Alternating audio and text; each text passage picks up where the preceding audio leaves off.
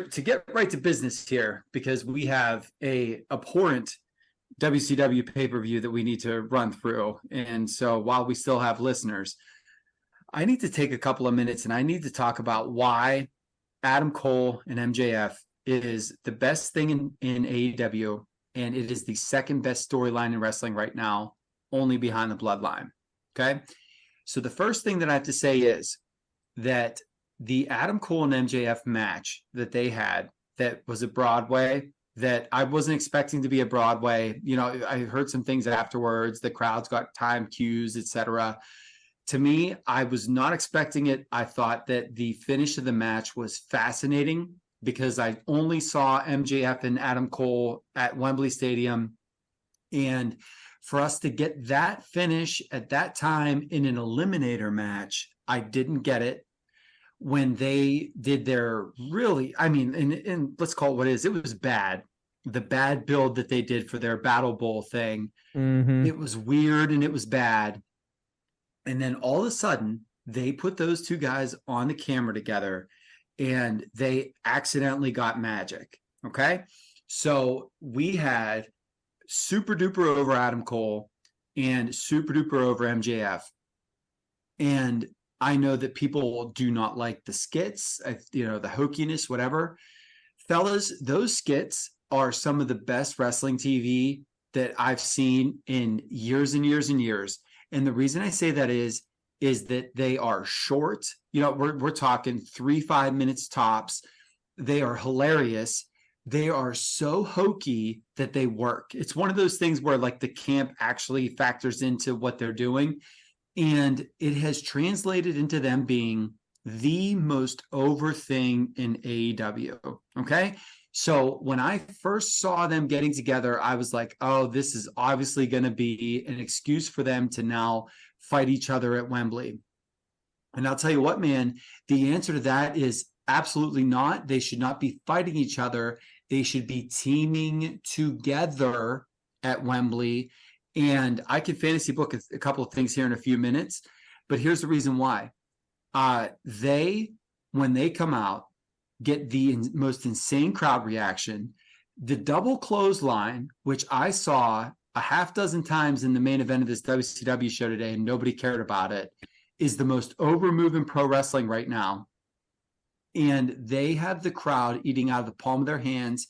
This harkens back to when they brought MJF back and they turned him heel and the crowd wanted him to be babyface. They didn't want to run with it. They had a plan. You literally have a second chance at doing it. You have a second chance. That never happens in pro wrestling. And now you do. Huge babyface team. And then when he turns, he could be the heel of all heels. And the last thing that I want to say about this is 2 words: Sami Zayn. Sami Zayn was supposed to be a 2 to 3 week Bloodline pit stop. And all he ended up doing was getting over the Usi and, literally popped all of them in the ring. I'm feeling Usi. And what happened? We got one of the best main events in recent history in WWE, especially in a B show with Sami and Roman. That turned into a multi-month-long storyline that printed money. I was going to write the numbers down and I don't have them in front of me, so forgive me. But that Better Than You Baby shirt is the #1 seller this year on Pro Wrestling Tees. It is the best shirt that AEW has done in years. So people are buying it.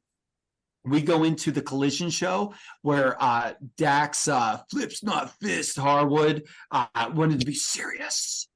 John, I'm going to find you a clip of Robin from Teen Titans going serious. And I want you to put it in right here and cut me out. Okay. Yep. Serious. Because that was Dax Harwood. I'm serious. There will be no tomfoolery. There will be no ham hippity. There will be no dancing. There will be no nothing.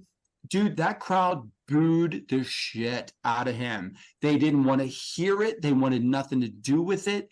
And he was shook, man. He was legit shook because they started chanting at him double clothesline. Yeah. So FTR, insanely over babyface team, is the de facto heel because the babyface who's saying, we're not here to mess around, got double clothesline chanted at him. Yeah. So you know what, dude? Bury it. Get over it. Like, swallow your pride if you have it. If it was just shtick and storyline, then that's fine.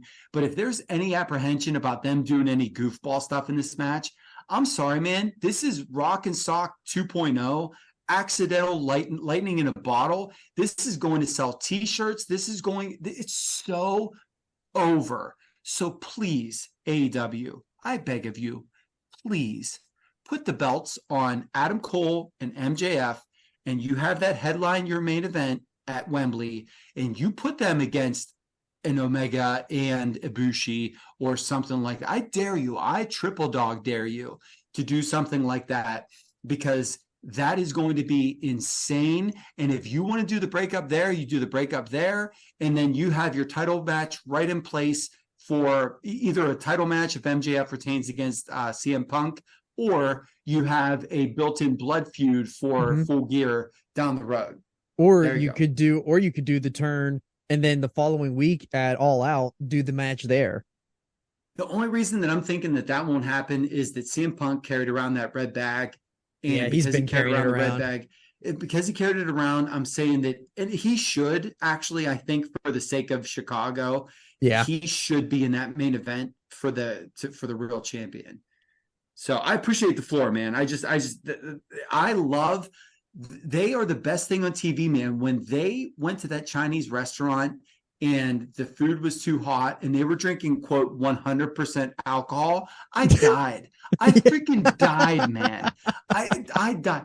Who drinks 100% alcohol? Who serves 100%? I guess apparently this Asian restaurant in Boston does. But dude, the crowd just eats out of their hands unlike anything in this company. And if they can't read the room and they're going to stick to their plan anyways, shame on you, Tony Khan. Shame on you, because you have something, man.